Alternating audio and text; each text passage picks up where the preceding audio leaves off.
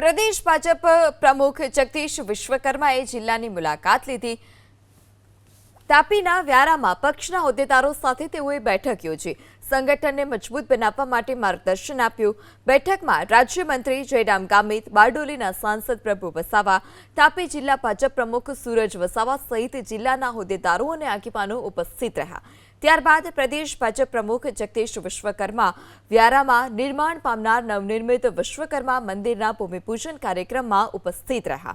મંદિરમાં ભૂમિપૂજન અને ખાતમુહૂર્ત કાર્યક્રમમાં તેઓએ પૂજા અર્ચના કરી।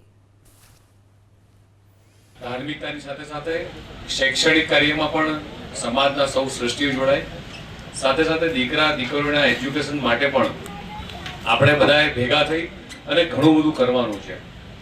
મંદિરનું નિર્માણ કરીએ, સનાતન ધર્મની રક્ષા કરીએ, એ સારી બાબત છે, પણ સાથે સાથે આપણે સૌ મિત્રો ભેગા થઈ અને સમાજના ઉત્થાન માટે, મહિલાઓ માટે, યુવાઓ માટે અને આપણા ધંધા રોજગાર માટે પણ આપણી પરંપરાગત જે વ્યવસાય છે એના માટે પણ એને જીવંત રાખવા માટે એ ચોક્કસ આગળ વધીએ।